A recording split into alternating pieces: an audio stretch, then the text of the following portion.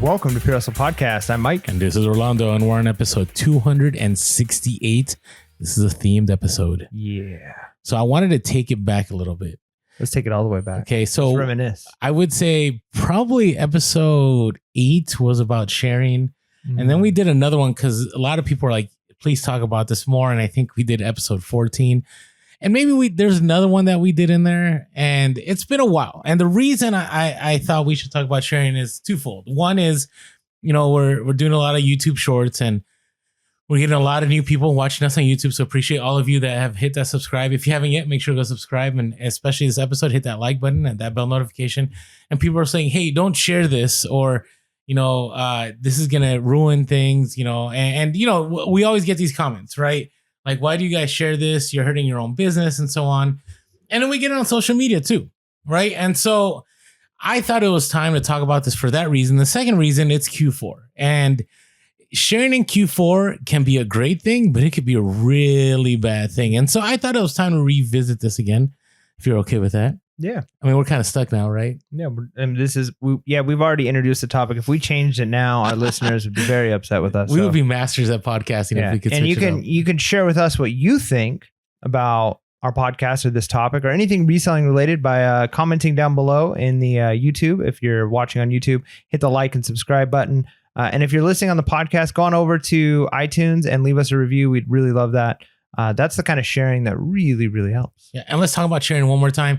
buymeacoffee.com/purehustle gives us an opportunity to share when we have our virtual meetups.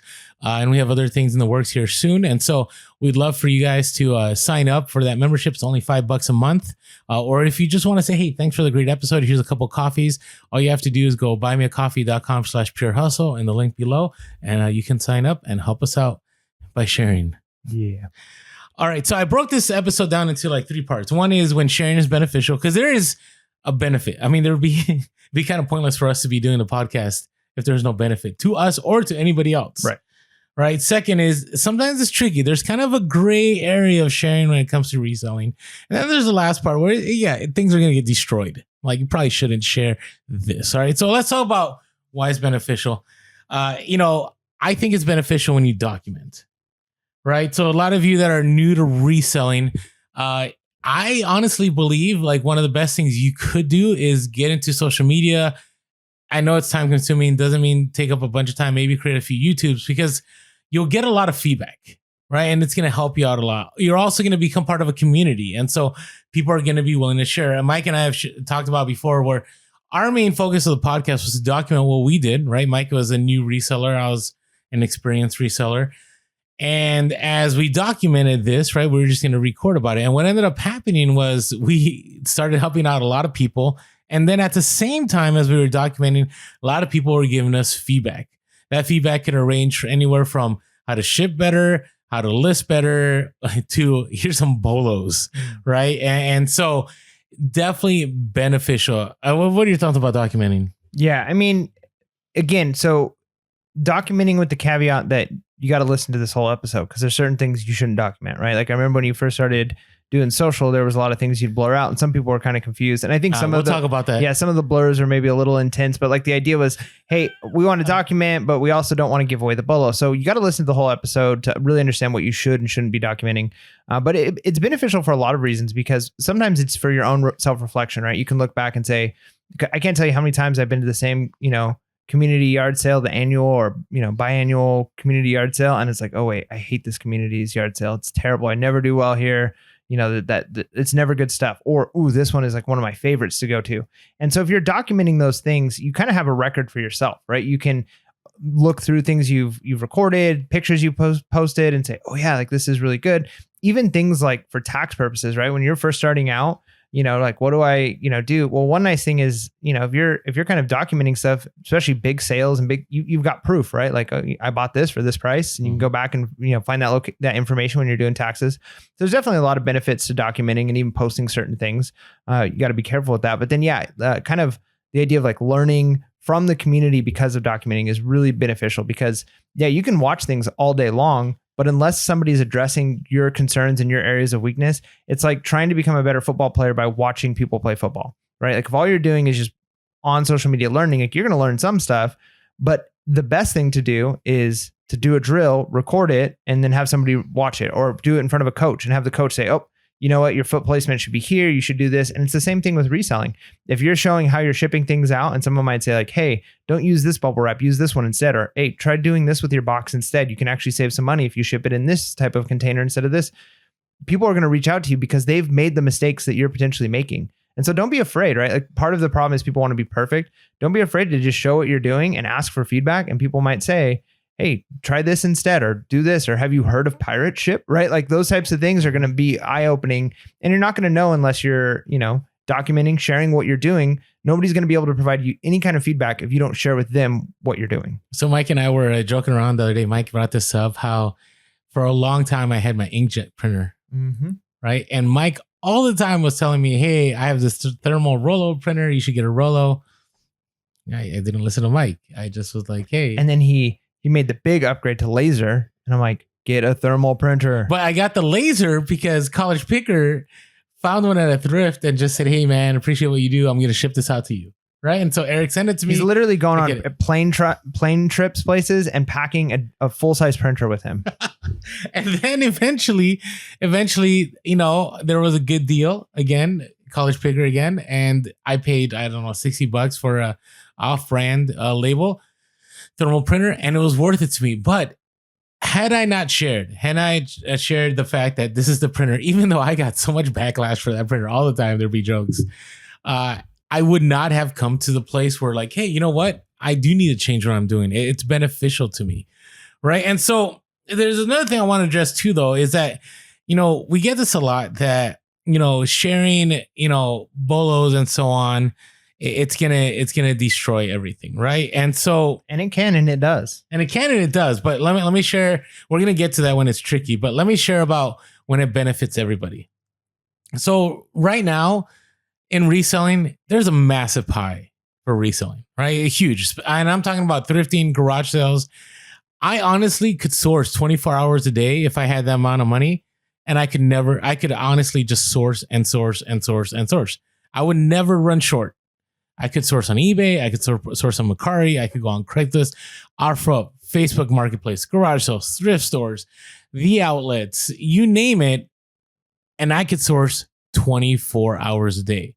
So to me, sharing, things that I find thrifting or things that I find at garage sales and saying that, hey, you're going to destroy this for everyone else. I don't think there's anything new under the sun, right? There was a one time, what was that one, the cricket stuff, remember? Yeah, like we were both picking up. I knew crickets I always called them cry cuts, but were worth a lot of money because I worked at Joann's Fabrics when I was in high school. And do you want to explain what crickets are right now? So it's basically like a scrapbooking, and the newer ones are even better. You can like cut all kinds of stuff with them, but it's basically a hobby printer, right? It die cuts like out foam or vinyl or things you can make shirts, stickers, that kind of stuff. And you buy cartridges. The new ones you can like upload images. You don't even have to have cartridges for them. And yeah, people who have them, they're looking for cartridges, they're looking for units. And so if you can pick one up for $10 to $25 at a garage sale or a thrift store, you could easily sell it for $150, $200, maybe more, depending on, and if you have cartridges, man, the cartridges were selling $20, $30 a piece. And if you're picking them up for a couple bucks. And so it was one of those things where it's like, this is like our hidden bolo. Like, don't tell anybody about cricket. Because if people know, then they won't be at thrift stores and garage sales anymore. Yeah. And then we realized like, oh, a lot of people know about it. Yeah. There's like all these YouTube videos on it, all these resellers. And, and that's my thing. There is nothing new. Like you may believe that you have this one brand that no one knows about, but someone out there knows it. Let us know in the comments. Are we off? Are we wrong? I'd like to know. Yeah. And I talked to my friend just this weekend. I was at a funeral for somebody. And he's the one I mentioned I might have on the podcast at some point because he's got a really cool story and how reselling is kind of, new in his life, but he's been doing it forever in the hobby that he's in. And he basically made the comment that he goes, to me, I just make money off other people's laziness, right? Because he knows too, like, because he's buying from other hobbyists, and there's times where he's buying whole collections or pieces of their collection.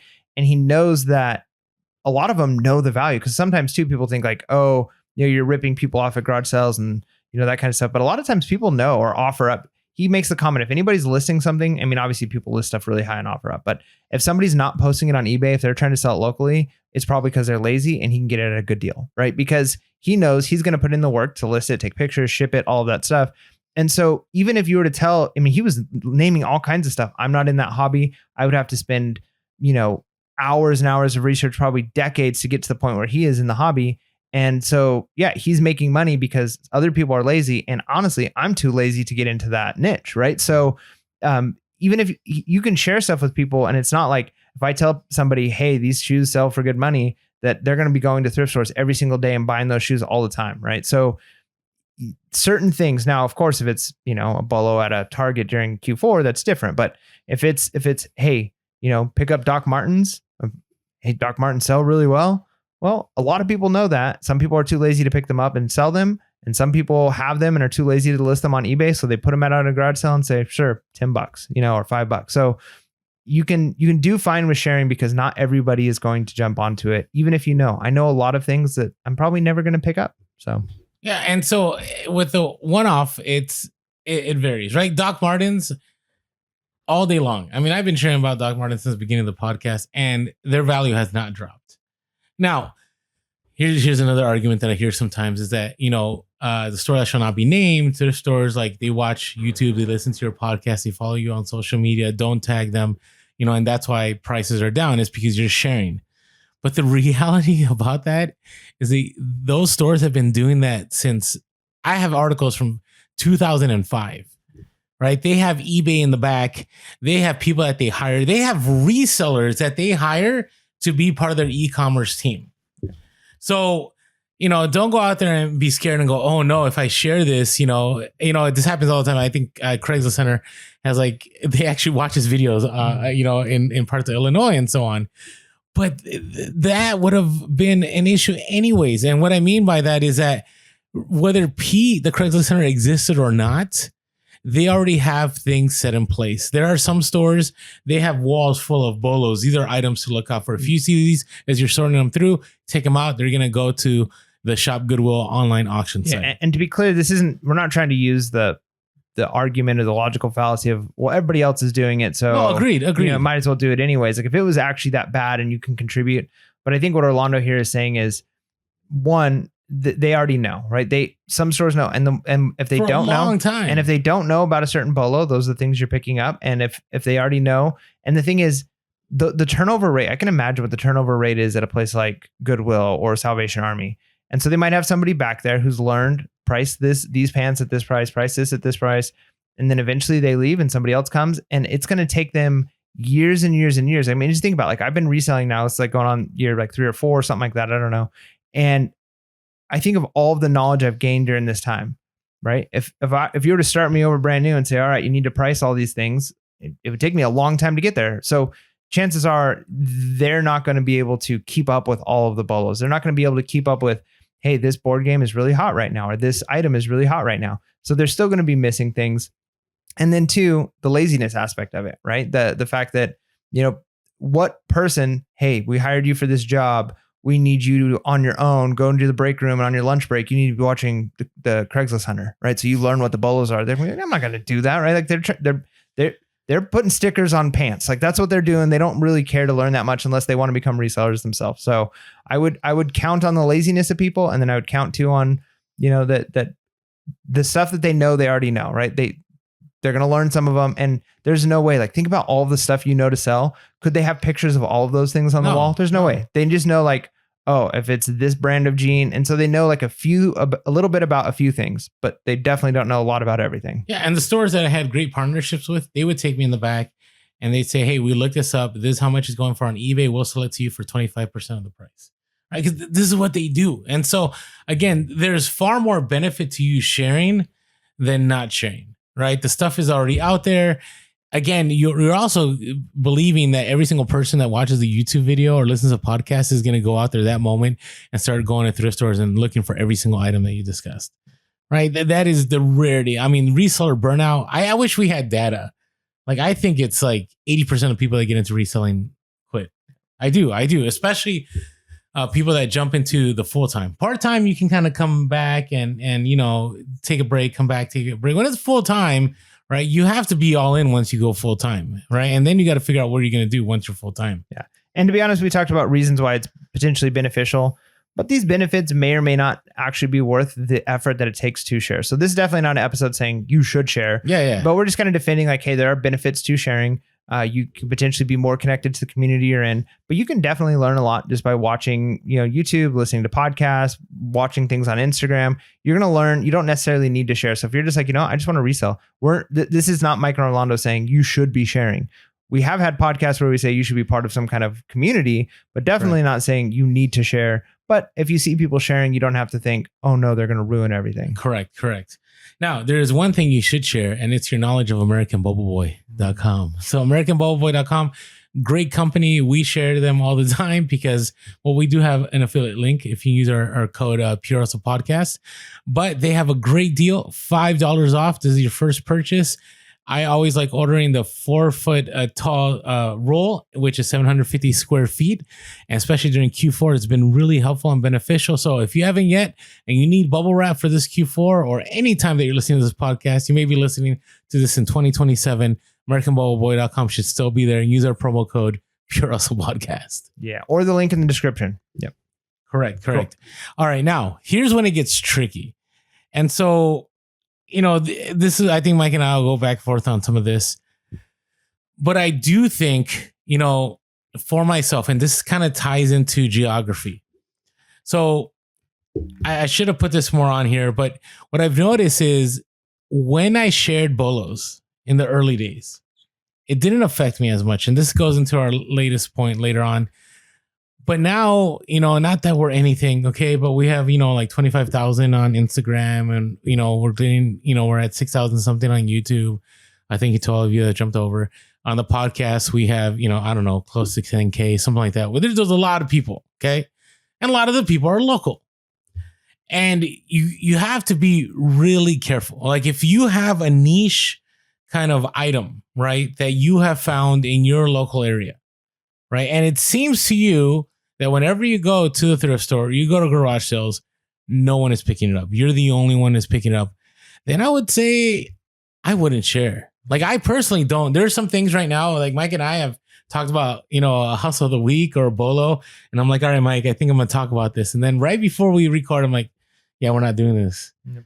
Why? Because all it takes is, handful of people to go on OfferUp, hit their search saved, Facebook Marketplace search, on eBay search.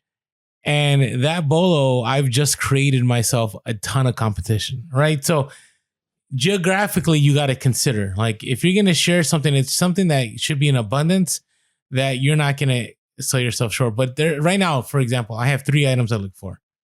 And these 3 items I look for will sell within 24 hours. And if I can pick them up for under 20, I'm going to make pretty close to 100 every single time. Right. If I were right now to share that bolo in San Diego, all of you, which I love all of you that are in San Diego, you'd go to OfferUp and you'd put that search. You go to Facebook Marketplace and put that search. And I would be battling with everyone else for that one item. Yeah, there's definitely some things like that. I mean, I have a few things that I do eBay to eBay arbitrage. There's things that I do OfferUp that I've got searches saved. And I'm not going to share those because, this is for whatever reason. And you got to know your area, right? Like, maybe this is something across the country people are aware of, or other people know to sell, but maybe there's just a lack of resellers in your area selling that niche, right? You don't want to ruin it for yourself by like blasting to everybody like, this is what I buy. Because for instance, the thing that I was mentioning that friend of mine that he sells, we live like 3 hours away. So there's no way, even if he could, because he's always like, if you find stuff, like send it pictures over to me, I'll tell you if it's worth it or not. And I'm like, I don't want to bug you all the time. He's like, no, just do it.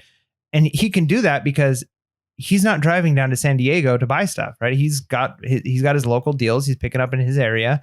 And so I'm not his competition. So he has no problem sharing face to face with me. Now, he probably, if he had a following of people in that area or was talking to people who live in that area, wouldn't be saying, yeah, this is what I sell and how I sell it, because then you're creating that competition. So you definitely do want to make sure you know. And again, too, maybe you found a niche that maybe it's not even geographical, but maybe it's like, just nobody knows, right? Like if you're doing it long enough and maybe you're into something, like maybe you're into tools, you sell tools. I've started getting into tools, and maybe you realize like, hey, people know tools, but there's this one, year of a wrench or one brand of a driver or whatever it is that you're like, for whatever reason, nobody's picking. They don't know that this thing is worth that much. And so I can flip them day in and day out because even people who know tools don't know that this one is worth that much more, right? So you want to be careful. If you got those really one of a kind things that it's like, I've found a little diamond in the rough inside of my niche. Yeah, probably don't share that.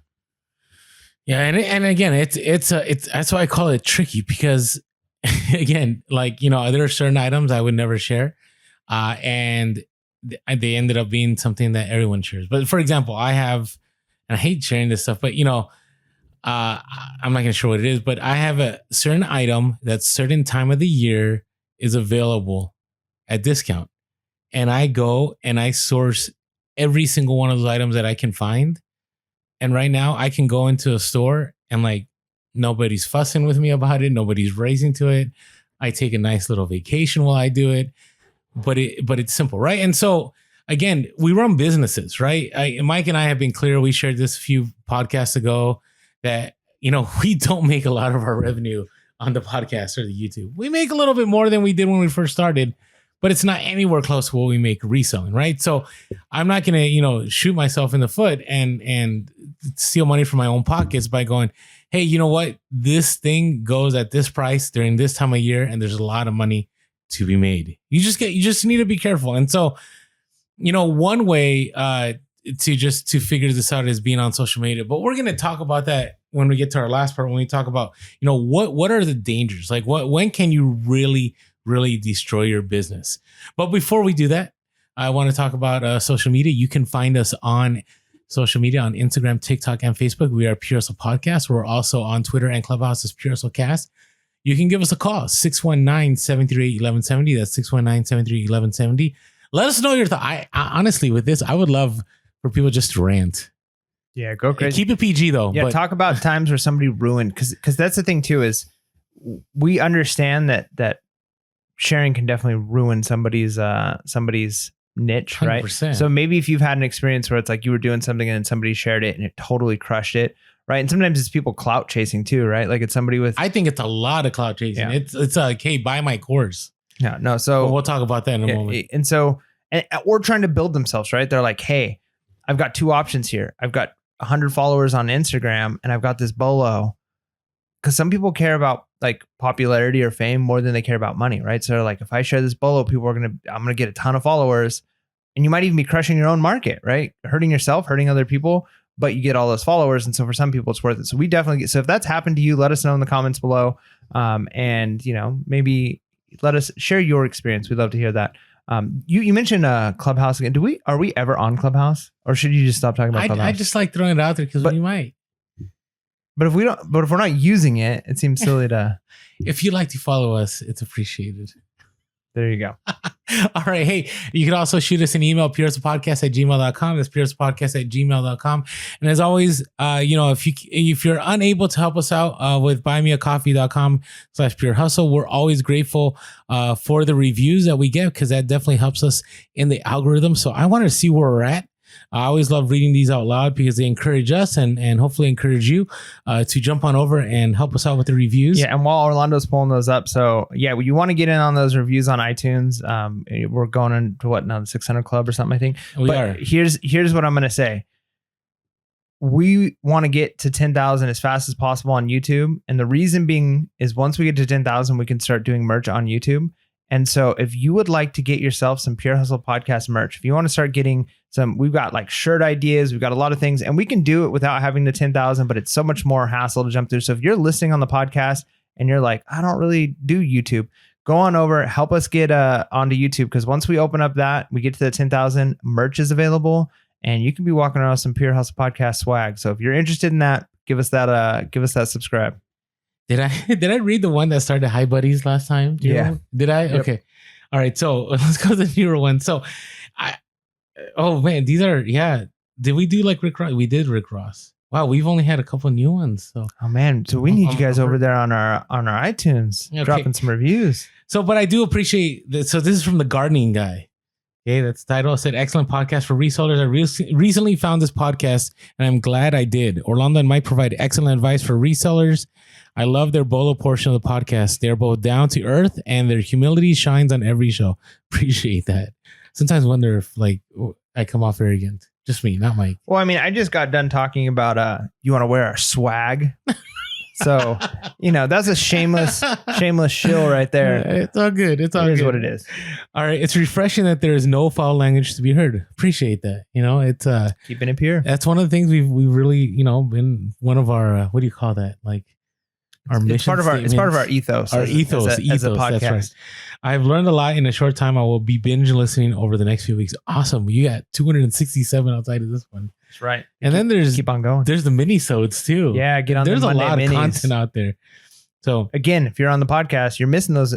I think we just recorded one that's going to be. It's like 18 minutes long. Some of them go like 20. They really are like miniature podcasts. So if you're just listening on iTunes or whatever your podcasting platform of choice is, head over to YouTube and hit that subscribe, because we put out a lot of content on YouTube also. and this next one, this is a short one, and again, we're grateful for whatever we Even get. just the stars. Yeah, this is from SC Online. Said worth a listen.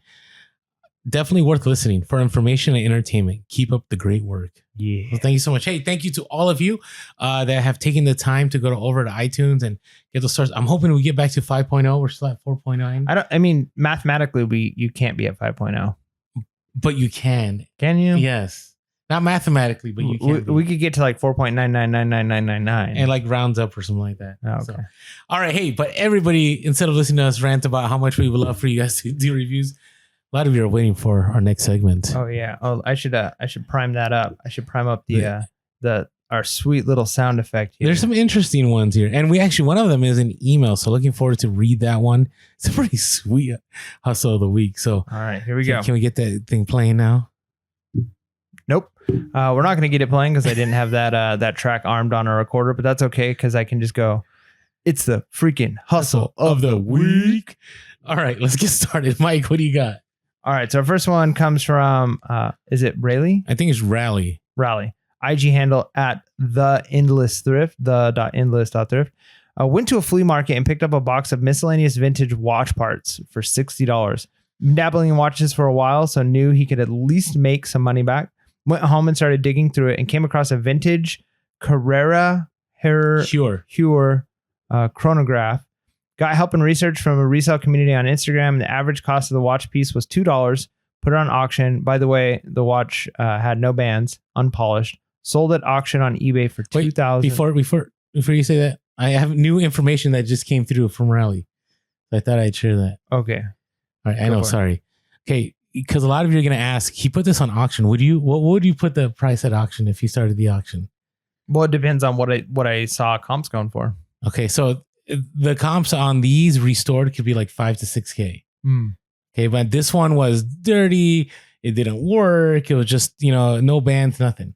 So I'll read what he said and then you can finish. Sorry, unless you want to read it. No, go for it. He said, I set it at $16.99 starting bid. So that's good to know. Because at first I was like, if he put it at 99 cents, that's risky. So beware. No reserve though. No reserve. Right. So, but hey, $16.99, $2 to $16.99 is good. Received one bid about 30 minutes after listing. Right. So you're like, cha-ching, like I'm good. Think of that feeling.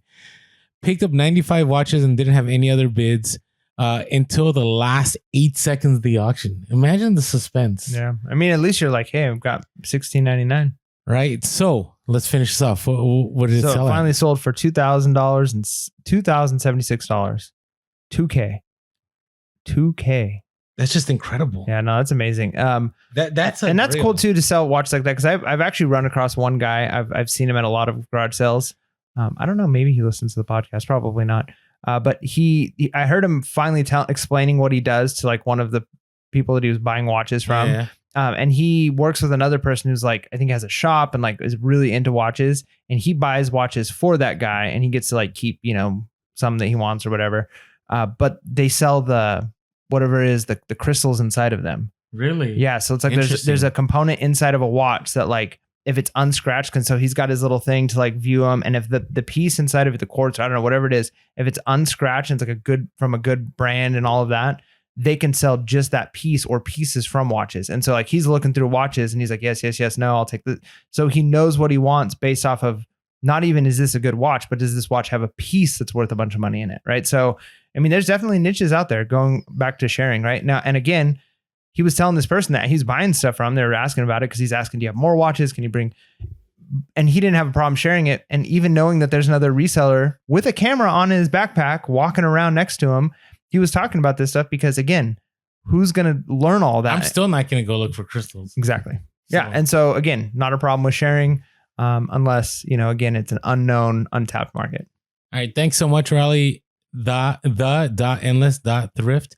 Yeah. It's what was it again? Let's repeat that just in case it's a Bellow. It's a Carrera Heuer chronograph. Just crazy with those watches. I used to buy in hopes of that, but then after a while, I just get buying junk. So the fact that you found something awesome, that's a hustle of the week.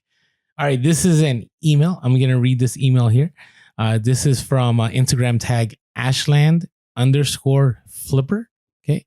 Name is Locke. Said, so I just had my biggest individual item sale of all time. I was in the store, which shall not be named, and I had looked throughout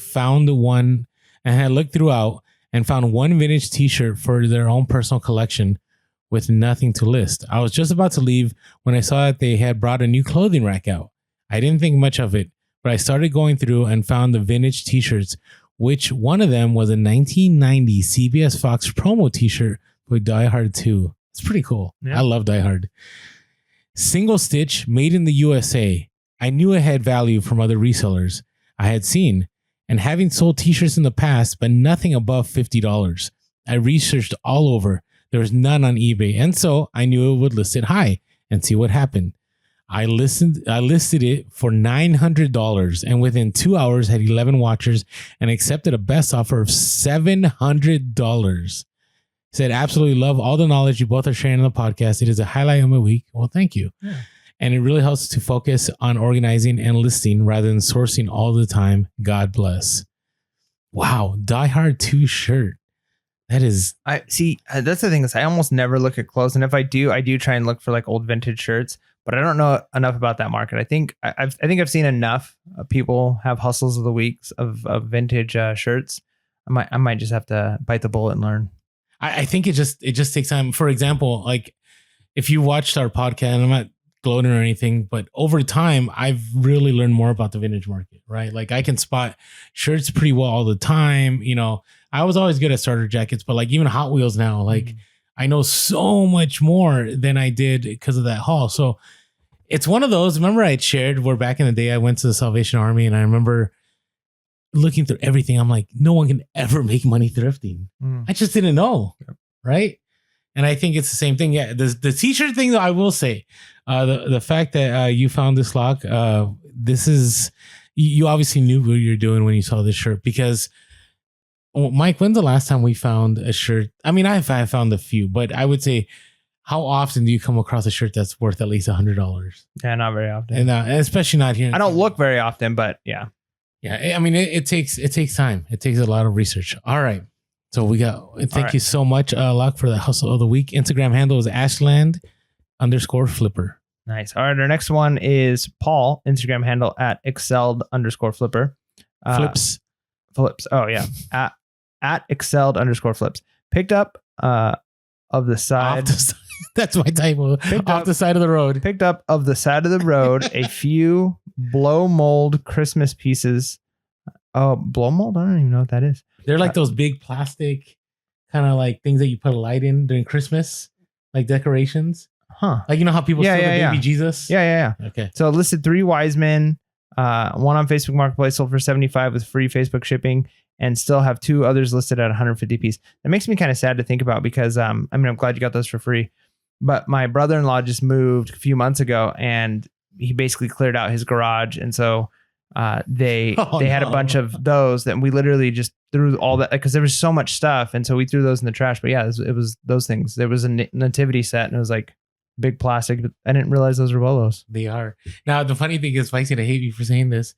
We actually had a hustle a week of those like 6 months ago. What? Yeah, somebody else picked up a bunch off the side of the road. I forgot what her name is, but yeah, same thing. Oh my gosh. So I got a little sick feeling in my stomach right now. I've always so Paul at @excelled_flips on Instagram. Great work, because I always look for them now. Like I'll be the weird guy, because this is, we're sharing now, so all you thousands that listen, now. But I go to garage sales here in San Diego. Now we're going to have all the San Diego people looking, and no one looks at these. No one. Now, have I found one that's worth money? You got to be careful, because just because it's a huge blow mold and you're like, oh, this is, I'm going to pay $50, because sometimes they want to sell it for more. But I've never come across one personally at a garage sale that's worth money. Okay, so I'm just going to assume the ones that I threw away. Yes, let's just go down that road. They just probably so were. you sleep better. But yeah, definitely keep an eye for those. Nice. All right, what is your hustle of the week? So mine's definitely a lot smaller. I bought this a while ago. It was I paid $1 for a bicycle seat, and the bicycle seat was in. I don't even know why he did this. So I scanned. It was in the box, right? Like they're not really in a box, but they have like a box backing that like you slide the metal rails that are on the bottom of the seat into, so it kind of holds it in place. And so I scanned that because it looked like it was maybe new or slightly used. And I'm like, holy cow, these things sell for like, $200-300 for just the seat. And I picked it up for I think $1 or $2. And then I get home and I look at like the brand on the back, and then I'm looking more at the picture of or the actual seat itself, and I'm like, this is not the model. So what he did is he took off his bike seat and replaced it with a nicer bike seat and put the old bike seat on the packaging of the new bike seat. Okay. Right. So it's kind of a weird thing, but I'm like, oh, I could still list this. I mean, they sell for this model, the one that I ended up actually getting, not the one I thought I was getting, sell for like $50-$60, something like that. I'm like, that's not bad, right? Still paid $1 for it. Anyways, it had been sitting for, I listed it, but it had been sitting in my store listed for probably a good 8-9 months. I'm like, well, lost $1 or $2. It's one of those things you sometimes see when you dig through a tote and it's like, oh, that thing's still here. And then finally it sold full price. It was like $50 plus shipping that it sold for. And it was funny because my son was up helping my wife pack, and he's like, Mom, what is this? She's like, it's a bicycle seat. And my son goes, why? Do they sell bikes without bicycle seats? Why would somebody have a bike without a bicycle seat? And trying to explain to my son, that whole process. But it was just kind of a funny story that went along with it. But yeah, it's a hustle of the week because it was one of those things. I thought it was going to be a bigger hustle. Thought I was going to be able to make a couple hundred. Yeah. And I ended up, only making 50, but still salvaged it, right? Because it was used too. The one that I took it off had scratches on the bottom. You could tell it had been on his bike for a while. And I'm like, this is trash. But it still sold. So hustle of the week, because sometimes even when you think you get a little bit let down, don't always trash something. You can still make money on it. Hey, you kept it real though, right? That's right. Right. That happens so many times where I'm like, oh, I'm going to make so much money. And then you get back, you're like, okay, well, maybe I'll make $50. Yeah, don't count your chickens before they hatch. But it's still profit, though. I mean, how much do you pay for it again? Like $1 or $2. Yeah, dude. Yeah, no, it's a good deal. That's crazy. All right, so have I brought up any of my Hot Wheel sales for any hustle of the week? Not as a hustle. Maybe, I don't know. Okay, so I'm trying to make sure I don't flood it, but that's pretty much all I'm dealing with these days is Hot Wheel stuff, and I haven't even gotten into my Disney stuff yet. So if you haven't caught that YouTube, if Mike or I remember to put it up here, you can catch that YouTube video. But I had this huge Disney haul and Hot Wheel haul, and I'm loving it. The reason I'm loving it is multiple reasons. It's the middle of Q4, and so I have not sourced in about a month, and I haven't had to source. I can still list like 15 to 20 items a day on a good day, and I still have inventory. Like I have not run out of inventory. On top of that, it's been valuable inventory, and it's been like a treasure hunt every single time I open something up. I'm like, I wonder what this is. What? This is worth that much? It's always been shocking. So I've averaged, the cost of everything I pretty much picked up on that haul to about $5. I think it's actually less. I think it's like $2 to $3 because it's a lot Per car, per t-shirt, per everything. Like if you include the totality of everything, I think, I paid $1,300. I probably have over 1,300 items, right? Or now, when close. you were looking at like all these Hot Wheels, because you didn't know anything about Hot Wheels at the time, were you pulling a couple of them out and scanning them to see what they were selling for on eBay? Initially, when I was going to make the purchase, not really. So you were just hoping that these Hot Wheels would sell? I wasn't hoping. Because I feel like sometimes with Hot Wheels, like I see them, and how do you know you're just not getting $1? I mean, so now you know more, right? But like, not on the Hot Wheel stuff. So on the Hot Wheel stuff, I didn't know, but on the Disney stuff, I knew. Okay. So you were taking the gamble on the Hot Wheel, hoping, but you knew the correct. Disney So if you watch the video, I actually do say, I'm taking a lot of risk by buying this. I know my Disney, but I don't know Hot Wheels, which is true. So I knew like some of the t-shirts I had were worth a couple hundred. So let's say, you know, I bought 40 t-shirts. I knew that at least 4 or 5 of them, I'd be able to get like 800 or so back. Right. And then I had some other Disney stuff, and I knew I'd be able, within the Disney stuff, I'd clear it and I'd make profit. Right. I didn't know about the Hot Wheels, but I did look at the cars, and you know, there's, I don't know, several hundred cars. And I thought, all right, worst case scenario, I sell each of these for $5 to $10 a piece, and I'm still good to go. So I did that quick math, but I didn't know what I had. Right. And if you watch that video, I do mention that over and over again. And actually the stuff, I don't even show any of the stuff I talk about in this Hustle of the Week in that video, because I didn't even know it was there. And so I came across these Hot Wheels packages, and they were old. And if you want to check this out, I actually have them posted on Instagram when they sold. But you know, there's this one racer, Don the Snake Prudhomme, Prudhomme, and I find that all his stuff, like he's been racing for a while, is worth money, right? Especially the vintage stuff is worth money. And so I found these really old packaged Hot Wheels. Now I have been learning, right, that if you sell vintage Hot Wheel cars, in case I did an Instagram story on this, you have to actually, like, when you ship it, there's protective case covers that you have to purchase. They're like $1 a piece. They're not cheap, but they definitely prevent, you know, anything from getting wrecked. And you actually want to put a little bit of like bubble wrap or something like peanuts in the inside, so if the car's like jostling around, it doesn't break the blister pack. Yeah, there's a lot. Yeah, there's a whole good of Hot Wheels. So anyway, so I came across it was a Hot Wheels Flying Colors line, and the easiest way to know what these Hot Wheels are, all of them have a number. So as long as you can spot the number, which the number wasn't too hard to find. If you guys want to look this up, I'll share it with you guys. Actually, this one didn't even have a number. They all had numbers, but this one did not have a number. So I looked at some comps, and I saw that the car loose. It was a Hot Wheels Flying Colors. It was an Army funny car, number 29, from a group that was made in 1977, and it wasn't a red line. And I looked, and I saw the loose car itself was going for like $40-$50, but I didn't see new in package. And so, you know what I do is I shoot for the moon.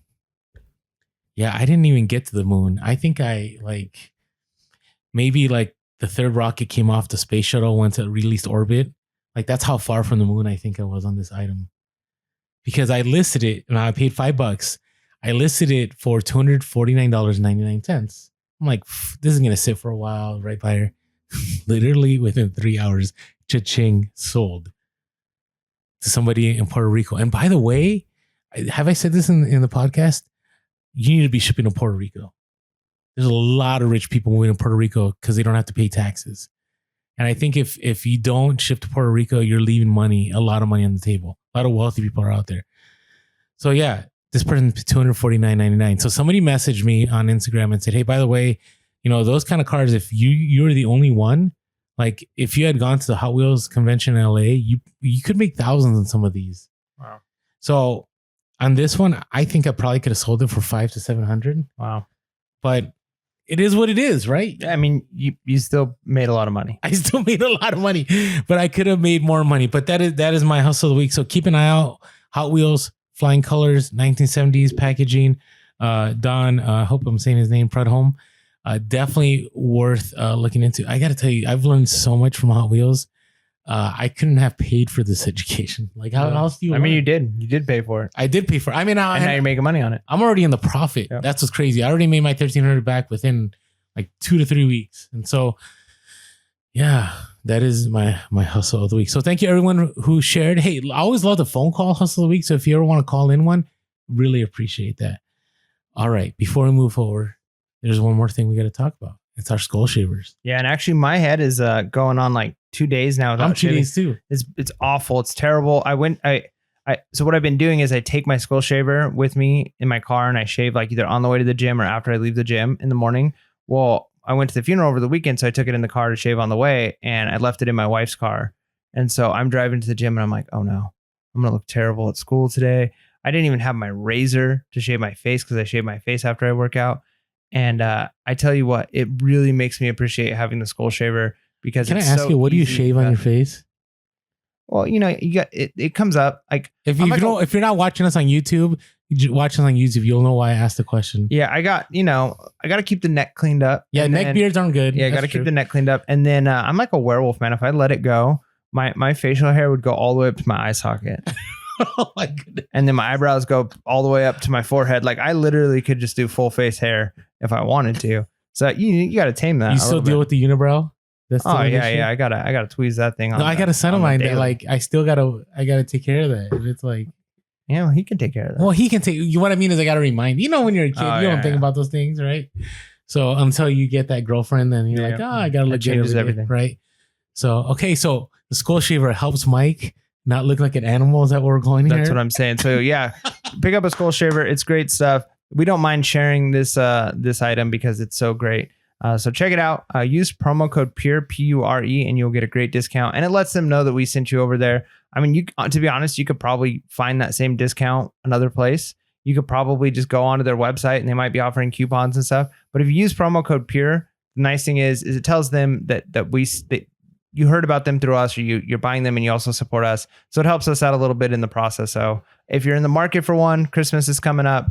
I haven't met somebody who like uses it on the regular or like has tried one that doesn't like it, except for one guy. And he's just set in his ways how he shaves his head. And I think that was it more than anything. Anybody else that I've talked to that's used it, they love it. So check it out. Skull shaver, promo code PURE. All right.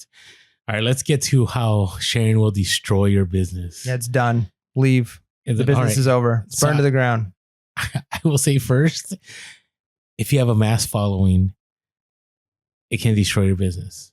And I kind of shared that. And we don't even have a mass following. But I can tell you right now, I hijacked my own like business. Yeah, on a couple of items. Well, and here's the thing. Not only items, but like places that we source. Oh, yeah. But let's so if you get a big enough following, that's potential. But if you have an even larger following, going back to like what reselling influencers aren't telling you, that episode, which is one of our most like viewed and listened to podcasts. The reality is you have to understand that for some resellers, if they've got a big enough following on YouTube, that YouTube is their business, not reselling, that they make more money on YouTube than they do reselling. So for them, sharing the bolo doesn't hurt them because they're probably not going to be going out and buying these things and selling them anymore anyways. They're going to make more money than they would by crashing the market for everybody else, right? So yeah, so you've got to understand that about the big reselling influencers. What's in it for them to share? Well, followers and more money. And if you're in like that mid-tier range, you know, you're starting to make something of yourself on Instagram. People are starting to notice who you are. And again, especially if it's local, because a lot of times you're making connections with people locally. Yeah, you can definitely ruin a hot spot. You know, I remember when I first started on Instagram, there's some people when we first started on Instagram that were bigger than us in San Diego, and people would be sharing like, just left my favorite thrift store. And I'm like looking it up and I'm like, oh yeah, that's that one down in La Jolla. And right. So then I know like, hey, maybe that's a thrift store I should go check out. So you definitely have to be careful. No, I agree. I mean, Mike and I have made an agreement. There's a couple spots we won't share. Now, you know, every once in a while, you know, again, it's all about networking, right? Because if I get a random person that DMs us that I've never talked to before, and they're just like, hey, what's the best place to go to? Like, I don't know who you are. Like, why would I share that? Now, if we develop a relationship and you've been DMing us and you know, you've helped us out and we helped you out, then you know, you establish. You've left an iTunes review. You comment on our YouTube. You've liked and subscribed. You hit the like button.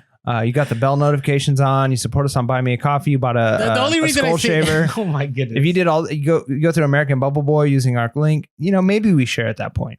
But no, the really reason I say that is it's, you know, we share a lot, right? It's funny because, you know, I've gotten a lot of hate. Mike hasn't, but that's because Mike doesn't do Amazon, right? I think if Amazon was like harsh like I was about sharing, and I'll share that in a moment, is that, you know, people all the time are like, Rolando doesn't want to share this and want to share that. And the reason being is I feel like we share a lot, right? And what we don't share is because I'm not trying to sell you a course. I'm not trying to mentor you. I'm not trying to do one-on-one coaching. I'm not trying to do any of that.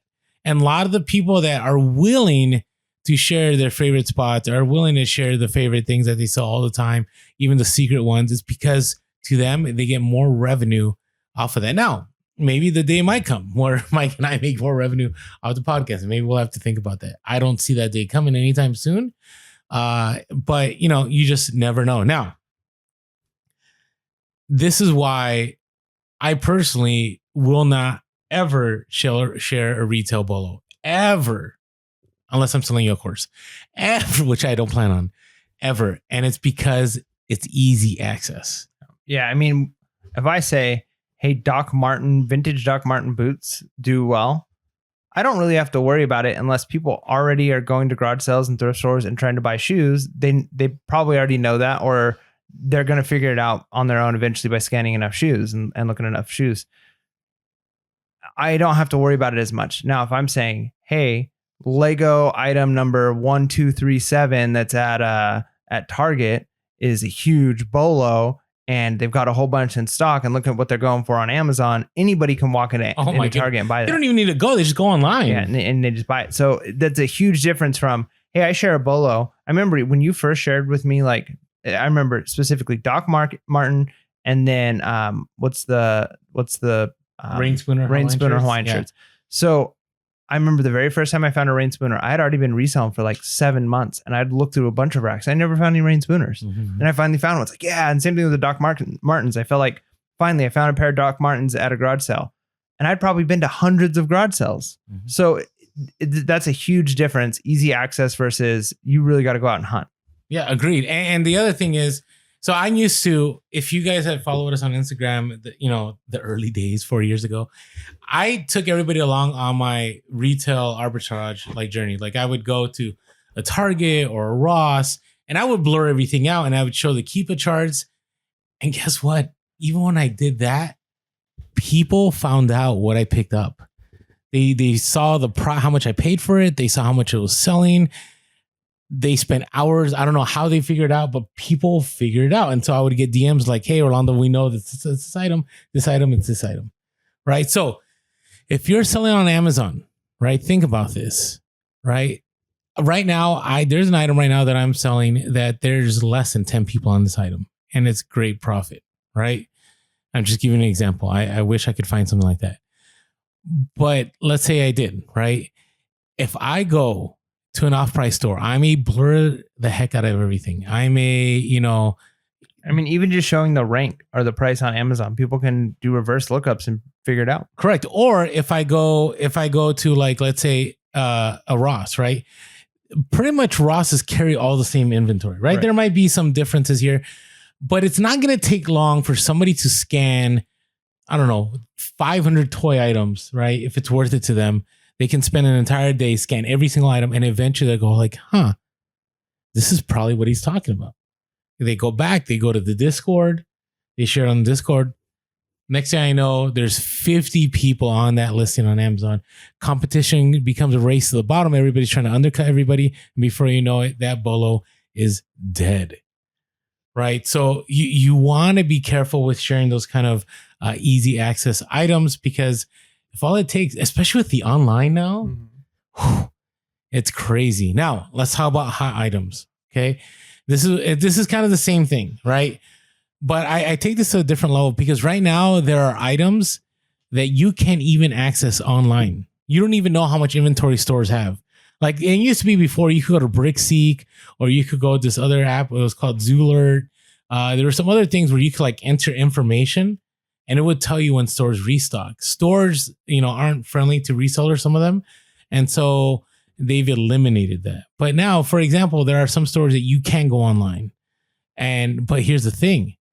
If it's a hot item, right? Chances are there's a scarcity component. So that means that hot item, there's maybe only a handful of that item at each store. So if you share that, right? Not only do you run the danger of a bunch of people running on the listing, you also run the danger of never being able to access that item. Because if there's only a handful per store and 10 people in your region, let's say Southern California, I honestly believe all I need is 10 people to know about one thing I'm picking up, and that bowl is going to be dead in no time. Right. And so luckily last year, I've shared this on the podcast. I had a thing that was major money, and I got scared when somebody DMing goes, I see you loading up that van. Why are you in my territory? Right. But luckily I didn't share it because honestly, it only ended up being about, I think 16 to 20 people on that listing and we made a killing. But if it got to 50, it would have been really bad. And you have to understand, again, I say this, people that are sharing these Amazon bolos, for the most part, they're looking to monetize that, right? Sell you a listing, sell you an ungating, sell you a course, whatever it is. That's not where they're making their money. Do you remember the monopoly for millennials? Oh yeah. Right. If you don't remember this, was it 2 years now? Right. Maybe more. Might have been 3. There was a YouTuber 2 years ago that had posted this monopoly for millennials. And I'll never forget, I was driving through LA and Thrifty Nomads or File Nomads now on Instagram. I remember Will came in my car. He's like, "Hey man, is that a bolo?" And literally my car had I think I had 100 of them. Like I didn't have enough room in the back. It was in my seat. It was in my Honda Pilot. I was killing it. I think I was selling them for like 80 a piece, paying 20. So I was making like $40 net profit, say, on each one. I sell 100 in a day. It's a lot of money. Yeah. What is that? 4K, right? Mm-hmm. Net profit. YouTube video dropped within a week.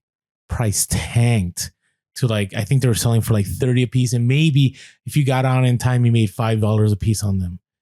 You got to be careful. You got to be careful with sharing. So again, hey, in this episode, hey, sharing is a great thing. It's definitely beneficial. It can get tricky and also can destroy your business.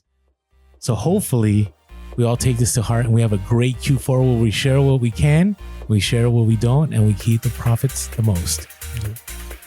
Make sure to be real, be relevant, and be reselling. Lades. Peace.